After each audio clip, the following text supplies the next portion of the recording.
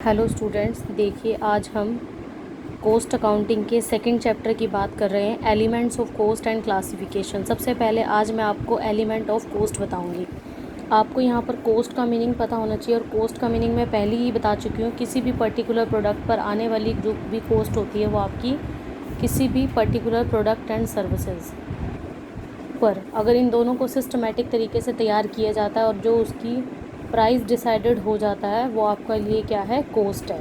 Product में आपके पास pen, pencil, rubber, scooter, cycle, सारी चीज़ें आपकी प्रोडक्ट हैं। सर्विसेज में अगर बात करें तो टेलीफोन की सर्विसेज, ठीक है, इलेक्ट्रिसिटी की सर्विसेज और ट्रांसपोर्ट, ये सब आपको क्या है, सर्विसेज प्रोवाइड कराते हैं। ये सब आपके लिए कोस्ट है। ये डिपेंड करता है दोनों ही तरीके से अलग अलग। Cost is the amount of expenditure incurred by a given thing। Given things में वो आपके प्रोडक्ट भी हो सकते हैं और आपकी वो सर्विसेज भी हो सकती हैं। अब हम बात कर रहे हैं एलिमेंट्स की।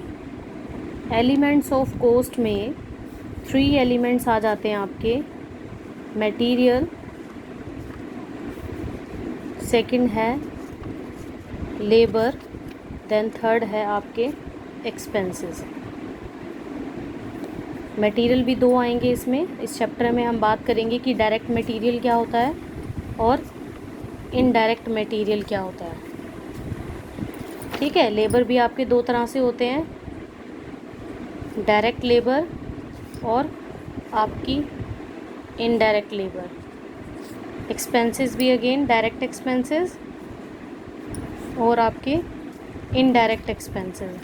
अगर मैं indirect material, indirect labour, indirect expenses, तीनों ही इनडायरेक्ट को मिला दूं तो ये मेरे बन जाते हैं ओवरहेड। ठीक है, अगर आपसे पूछा जाए ओवरहेड क्या है, indirect material, indirect labour, indirect expenses, तीनों को अगर मिला दिया जाएगा तो वो आपके ओवरहेड बन जाते हैं। और ओवरहेड में भी आगे 3 होते हैं। कौन कौन से ओवरहेड होते हैं?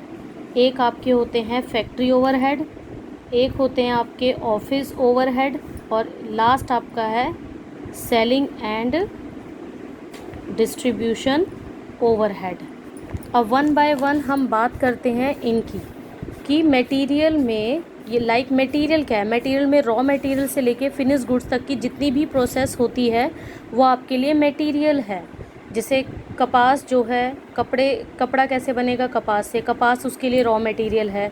जब वो कपड़ा रेडी हो जाएगा और रेडीमेड गारमेंट्स में जाएगा, तब वो कपड़ा जो है रेडीमेड गारमेंट्स के लिए रॉ मटेरियल बन जाएगा। लेकिन मटेरियल 2 तरह का होता है, एक होता है डायरेक्ट मटेरियल और दूसरा होता है आपका इनडायरेक्ट मटेरियल। डायरेक्ट मटेरियल क्या है? डायरेक्ट मटेरियल एक ऐसा मटेरियल है जो पर्टिकुलर एक ब्रांच, एक प्रोसेस, एक यूनिट से जुड़ा हुआ है, उसको आप डायरेक्ट मटेरियल कह सकते हो। मतलब स्पेसिफिक जो मेन के लिए काम करता है, जिसके बिना आप कोई भी आपकी कोई भी चीज़ है वो रेडी नहीं हो सकती है। डायरेक्ट मटेरियल के जैसे हम एग्जांपल बताते हैं कि उनको आइडेंटिफाई करना इजी होता है। जैसे जूते में चमड़ा लगा हुआ है, तो चमड़ा जो है उसके लिए डायरेक्ट मटेरियल है, क्योंकि उसके बिना जो है जूता रेडी नहीं होगा। फर्नीचर में लकड़ी, पेन में प्लास्टिक, किताबों में कागज़, और अगर हमें हाउस बनाना है तो उसमें ईंटें। ये सब क्या है? डायरेक्ट मटेरियल है।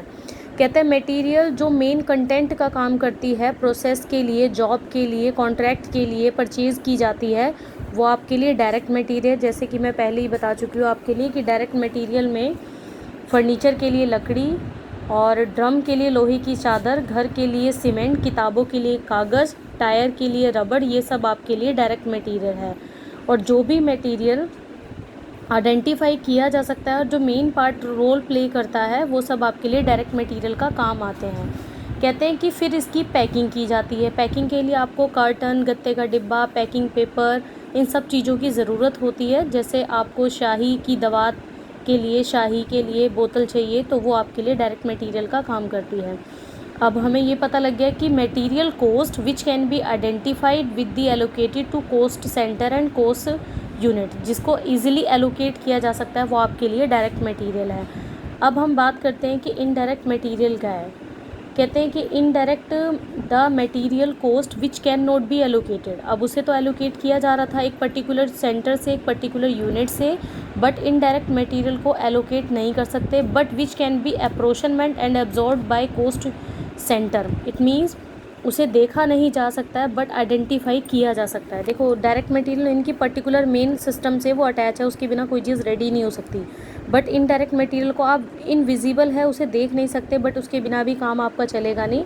तो इनडायरेक्ट मटेरियल में जैसे मशीन में लुब्रिकेंट लगे होते हैं, फर्नीचर में फेविकोल, किताब की जिल्द में गोंद लगी हुई होती है, जिनकी जो कॉस्ट है बहुत कम आती है, इसलिए इसको इनडायरेक्ट मटेरियल कहा जाता है। और पतंग में गोंद, जूते में किल, ये सब क्या है, इनडायरेक्ट मटेरियल का ही पार्ट है। तो ये था हमारा डायरेक्ट मटेरियल और ये था आपका इनडायरेक्ट मटेरियल।